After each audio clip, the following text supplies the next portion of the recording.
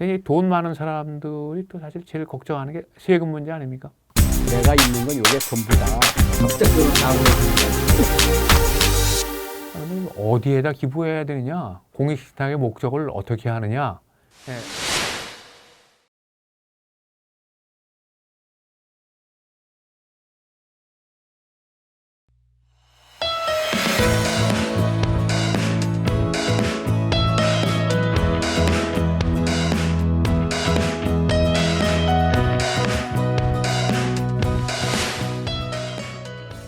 없는 것도 살아가면서 고통이고 힘들지만 있는 것도 어떻게 보면 굉장히 고민을 많이 우리에게 선사하는 그런 상황일 수 있겠습니다.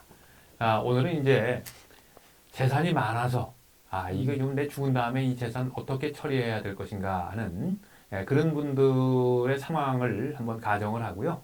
그런 분들이 이제 어떤 점을 고려해서 유언이라는 걸 남겨야 될 것인가 생각해 보려고 합니다. 제가 좀 시나리오를 좀 미리 좀 드리도록 하겠습니다. 지금 재산이 많은 분은 이제 김형승 씨입니다. 1950년생인데요. 이북에서 오셨어요. 아주 어렸을 때 이제 이북에서 오셔서 지금 현재 이제 중견 기업가로 잘 성공하셔서 기업을 운영하고 있습니다. 자녀는 이제 아들 둘, 딸 하나인데요. 큰 아들은 의사고요. 둘째 아들은 고위직 공무원입니다. 그 다음에 딸은 부부교사고. 또 김영승 씨의 배우자가 조금 이제 건강 상태가 안 좋아서 치매의 초기 증상을 보이고 있고요. 김영승 씨 또 지금까지 이제 월남에서 우리나라 살면서 자기가 이제 굉장히 성공하게 된 배경 뒤에는 이 사회적으로 도움을 받은 것이 많다 이렇게 생각하기 때문에 재산의 일부를 환원했으면 좋겠다 하는 그런 의도도 가지고 있습니다.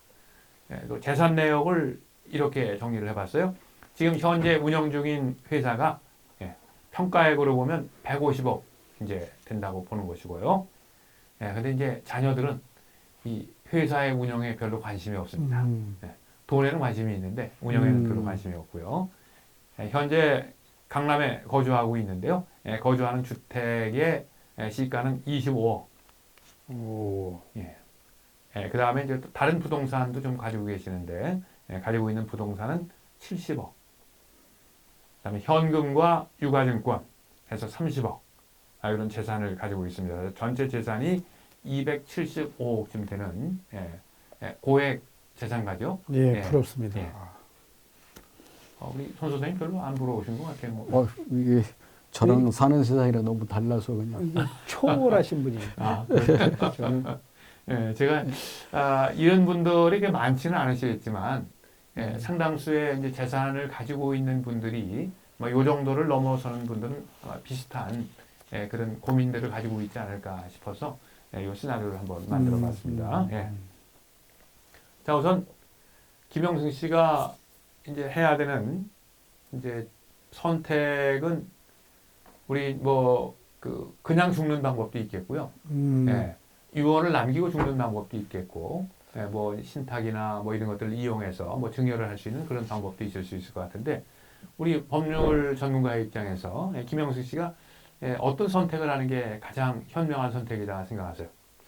글쎄요, 제가 김영승 씨라면 아무래도 배우자가 약간의 이제 치매 초기라고 했는데 시작이 됐기 때문에 제 걱정이 되겠죠. 자녀들은 의사, 공무원, 교사이기 때문에 경제적으로 큰 걱정이 안 되는 이런 상황이고, 가장 걱정되는 게 이제 배우자이기 때문에 배우자를 어떻게 하면 내 사후에도 잘 관리가 되고 또 부양되고 또 존경을 받을 수 있지. 그런 데 관심이기 때문에 이런 경우에는 아무래도 유언이라든가 어떤 보험이라든가 신탁이라든가 이런 걸 이용해 가지고 관심 많이 갖게 되겠죠. 이런데. 그러니까 이제 그냥 자연사하지는 않을 겁니다, 아마. 반드시 유언의 방식으로 하든 어떤 방식으로 아마 할 것 같습니다. 그러니까 유언을 꼭 해야 된다. 하지 않으면 어떤 문제가 예상이 됩니까?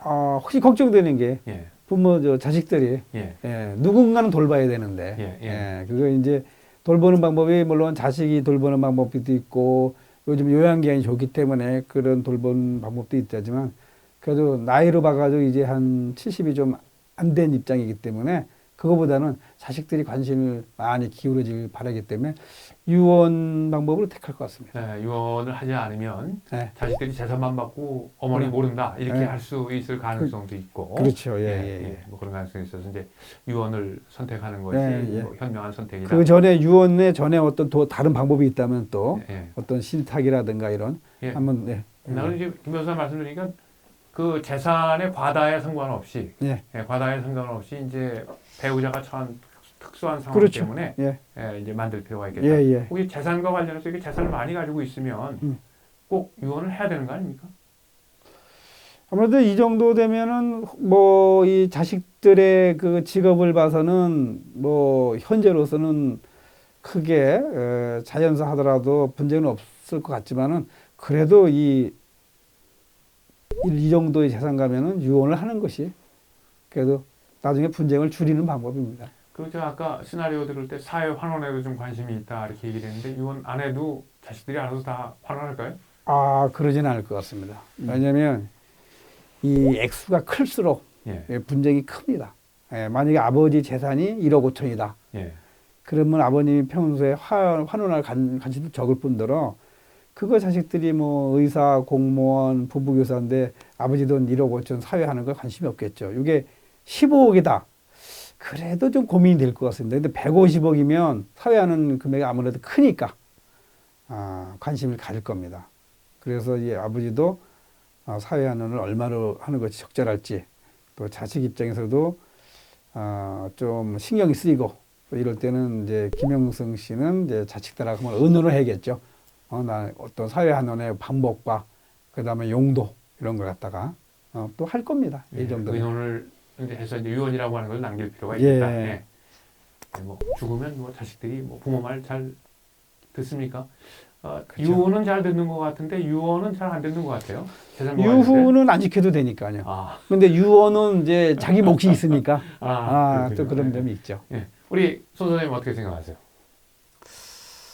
글쎄요, 딱 뭐 머리에 딱 떠오르는 것은 없지만, 하여튼 저라면 제가 뭐 275억 상당의 재산이 있고, 그렇다면 저는 두 가지를 한번 생각해 볼 것 같아요. 하나는 뭐 공익법인이나 공익신탁. 그래서 아까 그 자식들이 회사 운영에 관심이 없다고 그랬지 않습니까? 그렇지만 이제 회사는 종업원들이 있고 계속해서 운영이 돼야 되는 것이기 때문에, 그러면 이거를 공익법인이나 공익신탁을 하게 되면 거기에서 전문가들이 회사 운영이나 이렇게 관여를 할 것이기 때문에 그 운영이 될 거고, 그 다음에 이제 아까 그 김영승 씨도 자기가 사회에 빚졌기 때문에 그것을 갚고 싶다라는 그러한 생각도 이제 실천이 되는 거고, 아까 보신 바와 같이 아들 1, 아들 2 또는 뭐 딸들이 사회적으로 상당히 지도층이고 평균 이상의 경제 생활을 영위할 것이기 때문에 이 재산이 꼭 그 아들이나 딸한테 간다고 그래가지고 그분들이 더 많이 행복할 것 같지는 않거든요. 그래서 저 같으면 공익법인이나 공익신탁을 해서 할 것 같다는 생각이 첫 번째 들고요. 두 번째는 이런 경우에는 제가 보기에는 신탁, 그러니까 공익신탁은 공익신탁법이 따로 있습니다. 그래서 이제 공익법인만 보다 심플한 것인데, 그게 아니고 그냥 아까 제가 상속 설계 이렇게 말씀을 드렸지 않습니까? 왜냐하면 아내가 아프기 때문에 아내가 그 치매에 대한 보호가 필요하거든요. 보호도 이제 해보면 그 상당하게 그걸 간병하는데 비용이 듭니다. 그러면 아무리 뭐 아들, 딸들이 잘 산다 하더라도 그래서 어머니를 또 치매 부신 분들이 또 이렇게 그 생명 이렇게 연장하는 걸 보면 또 상당히 또 오래 사시는 경우가 되게 많거든요. 그러면 그 부모가 어머니가 이렇게 한다면 이제 시간이 갈수록 부담스러워할 가능성이 있거든요. 그러면 이런 것들을 이 자산의 운용에서 나오는 것들을 말하자면 전문 신탁회사라든지 이런 데서 운영해가지고 그 치매 비용을 할 수 있도록 설계할 수가 있습니다. 그렇기 때문에 이런 경우는 그런 식으로 설계를 해서 일부는 어머니가 치료나 간병에 부족하지 않도록 이렇게 현금 흐름을 가져갈 수 있고, 그 다음에 이제 조금 더 이제 남으면 뭐 이 중에 뭐 아들이나 딸이나 이런 부분에 대한 수익의 일부를 뭐 나눠줄 수도 있습니다. 그리고 나서 이제 재산, 그런 수익이 끝나고 나서 이를테면 뭐 그 재산의 어떤 소유권 이런 것들은 이제 그분 생각대로 뭐 그걸 뭐 사회에 환원할 수도 있고 뭐 자식들한테 뭐 상속을 할 수도 있고. 그래서 저는 어쨌든 간에 여기서 가장 큰 중요한 거는 자기 아내가 치매로서 앓고 있기 때문에 그로 인해 가지고 가족들이 어머니를 말하자면 짐으로 생각하지 않게 하는 시스템을 만들어 간다. 두 번째는 이로 인해 재산으로 인해 가지고 오히려 잘 살고 있지 않습니까? 의사나 공무원이나 이런 분들이 오히려 재산으로 인해 가지고 형제 간의 갈등이 일어나서 더 불행해지는 것을 막기 위한 뭔가가 필요하다. 이런 측면에서 저는 신탁이나 공익법인 또는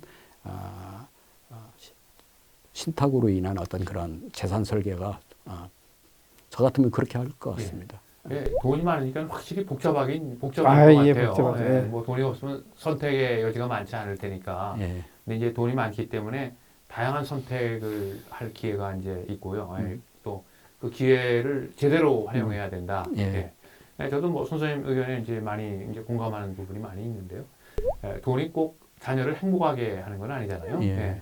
그러니까 이제 그런 면에서 보면 본인의 이제 목적이라 그럴까, 인생의 목표라 그럴까, 이런 것을 잘 달성하게 하는데 도움이 되는 그런 이제 계획. 또 이제 조광지처죠. 이게 정말 젊었을 때부터 같이 고생해온 아내를 끝까지 좀 문제 없도록 만들고 싶은 이런 것들, 뭐 신탁 같은 것들을 잘 활용하면 도움이 되겠다.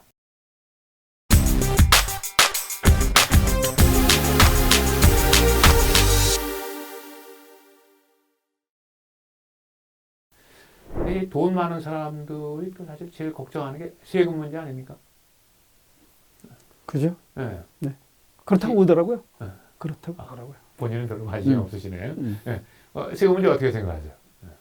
혹시 뭐 그 주위에서 상속세 때문에 뭐 굉장히 어려움 겪었던 그런 예외 같은 거 뭐 최근에 뭐 삼성전자 이재용 여기가 뭐 십몇 조를 내지 못해서 전전긍긍한다는 이런 뉴스 기사 봤듯이 상속세라는 거는 한편으로는 사람들이 대부분이 이거는 공짜다라고 생각하는데 한편으로는 짐이 될 수 있고 결국 공짜는 아닌 것이죠. 왜냐하면 나의 그 부모님이 또는 뭐 나한테 그 유증으로 주는 이런 사람들이 열심히 노력해서 남긴 재산이기 때문에 그걸 공짜라고 생각하면 좀 곤란하다 이런 생각이 듭니다. 뭐 약간은 정치적인 발언 비슷하기도 한데 우리나라 정책에 대해서 뭐 저는 사실 조금 저도 약간 공감하는 부분이 있어요. 저는 상속세는 죽음에 대한 페널티다. 너 죽었으니까 벌금 내라. 뭐 동의하지 않는 분들도 있겠습니다만 어차피 그 벌금은 내야 되는 거니까 그렇게 생각했는데 이 벌금을 내는 게 또 이 만만치 않은 것 같아요. 이게 조금 첨언하면 이게 시작은 이제 그 상속으로 됐지만 지금 세계적인 추세는 그 상속할 때는 세금을 안 내고 팔 때, 예를 들면 기업 같은 거를 그대로 이어받으면 세금을 그 대신 조건이 있죠. 뭐 조거모스를 갖다 유지해야 된다는 기타 여러 가지 조건만 하면은 상속세를 안 냅니다. 사회 공헌하는 거니까 사회 기여하는 거고 그 대신에 그 기업을 언젠가 매각하게 되면 그때 이제 세금을 내는 건데 매각 양도세로 그것도 가업승계를 받아가지고 일정 기간 이내를 지나고 그 전에는 좀 상속세보다 더 세게 때리는 거죠 배감은. 이제 지금 뭐 그런 것도 이제 가업상속 같은 가업세 또 개인도 마찬가지입니다. 개인도 그런 것도 상속세가 점점 폐지해 가는 것이 세계적인 추세인데 우리나라는 그렇게 했다가는 이제 나라가 뒤집어집니다. 이제 우리나라 얘기는 아니고 이제 그런 추세들이 일어나고 있다. 근데 제가 이제 그 주위에서 상속 관련해서 보면 현금으로 상속을 다 하면 사실 큰 문제가 없어요. 그중에 일부를 그냥 세금 내면 되니까. 근데 이제 뭐 부동산으로 상속을 많이 받았는데 현금이 부족한 상태다. 예. 뭐 이렇게 되면은 상속세를 뭐 물납으로 받아주기도 합니다만 이게 쉬운 일도 아니고. 예. 그러다 보니까 이 뭐 짧은 시간 내에 부동산을 처분해서 세금을 내다 보니까 사실 남는 것도 별로 없고 이제 이런 부분들이 있어서 이 고액을 가지고 있는 이런 이제 사람들은 피상속인이 될 수 있는 이런 사람들은 세금 문제를 굉장히 그 심각하게 그렇죠. 미리 고려를 해야 되지 않겠나 이제 그런 생각이 들고요. 네. 그래서 이제 뭐 외국 같은 경우에는 아까 말했 이런 것을 이제 트러스트 신탁으로 해가지고 이런 것을 설계해줘서 말하자면 법인을 만들면 법인에서 생기는 어떤 뭐 사무국장 뭐 이런 거를 뭐 자식으로 해가지고 두 가지를 뭐 상속세도 절약하고 자기 아들에 대한 어떤 경제적인 뭐 서포팅도 되고 뭐 이렇게 하는 경우가 중요한 일단 그 파이낸셜 플랜의 한 분야가 되고 있긴 하거든요. 근데 이 경우에도 보면 지금 말씀하신 뭐 회사가 150억이고 주택 부동산 해가지고 전부 뭐 한 250억에 전부 현금 유가증권이 아니고 현금 유가증 결국 30억 뿐이고 이런 문제가 바로 해당이 되거든요. 그래서 그런 것을 봤을 때도 아까 말씀드린 대로 공익법인이나 공익신탁 이런 것이 되게 유용하다고 생각되는 것이 이제 회사 같은 경우나 이런 것으로 가면 상속세가 이제 면세가 되지 않습니까? 이게 이 경우에 그렇기 때문에 이런 부분에 그런 것을 아까 말한 시급하게 팔려고 하면 이게 상당히 제값을 못 받을 수도 있고 이런 문제가 있기 때문에 이런 그런 상속세를 감안했을 경우에 보다 더 아까 공익신탁이나 공익법인으로 하는 그런 필요성이 더 커진다고도 할 수가 있겠네요. 이제 말씀드려서 제가 한 가지 이제 떠오르는 생각은 공익법인이나 뭐 이제 신탁을 할 수도 있지만 기부를 할 수도 있잖아요.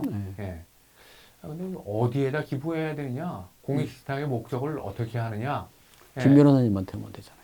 관심이 있으시잖아요. 저는 뭐 기쁘고 즐거운 마음으로 이런 분이 오시면 제가 받아들일 수 있겠습니다만, 근데 현실적인 문제인 것 같아요. 공익신탁을 설립했다고 해서 그게 내 뜻대로 잘 운영이 될 수 있으리라는 보장이 되는 것도 아니고, 그 다음에 어느 기관에 기부를 했다고 그랬을 때 그 기관이 내 뜻대로 그 재산을 잘 활용할 수 있을 것이냐, 이제 이런 문제들도 있고 그래서 아마 이렇게 재산을 많이 가지고 있는 분은 굉장히 많은 그런 조언이 이제 필요하지 않을까. 상당 부분 이제 신탁이나 공익법인을 했을 경우에 거기 그것을 기증한 도네이션 한 분의 그런 뜻에 따라서 그것을 상당히 제한할 수는 있거든요. 그래서 그분의 뜻을 살려서 운영을 할 수는 있지만 아주 뭐 미세하게 그런 세부적인 부분까지 이렇게 한다는 뭐 보장은 없겠죠. 뭐 효율성의 문제도 좀 생각을 해볼 필요가 있겠고. 돈이 많아서 걱정입니다. 김영수 씨는. 뭐 그런 걱정도 한번 해봤으면 좋겠습니다. 제가 잠깐 얼핏 이 상속세를 계산해 보니까 약 한 120억 나올 것 같습니다. 와. 왜냐하면 중견사가 150억 이게 지금 전제가 뭐냐면 의사, 고위직 공무원, 부부교사가 운영하지 않겠다 하기 때문에 이거는 그 가승이 안 됩니다. 가승이 되려면 일정한 조건하에 자녀들이 그 기업에 가서 운영을 해야 되고 그 다음에 가야 되는 건데 이건 안 하겠다기 때문에 150억이 그냥 다 상속재산에 들어가 가지고 하기 때문에 배우자 공제 등등등등 해가지고 하더라도 한 30억 하더라도 한 240억 정도가 상속재산 해가지고 약 50% 하면 120억 정도가 이 상속세가 되는데 여기서 현금 뭐 이게 팔다 보면 거의 남는 게 없을 것 같습니다. 그렇죠. 왜냐하면 부동산도 이게 대물도 그 국세 쪽에서 되게 쉽게 받는 게 아니고요. 환가가 아주 쉽게 가능한 거 이런 거 받기 때문에 부지런히 팔아야 될 것 같습니다. 그러니까 이제 돈 많으면 하여튼 전문가들의 도움이 이제 필요하다. 전문가는 여기 우리 김 변호사님 같은 분 이렇게 이제 도움 받으시면 도움이 되지 않겠나 생각합니다. 재산이 많아서 걱정하셔야 됩니다. 그러나 걱정으로 그치지 마시고 전문가들의 도움을 좀 적극적으로 받아서 이런 분들은 사후에 이제 상속 플랜을 하실 수 있어야 될 것 같다. 그게 오늘 우리들의 조언이죠.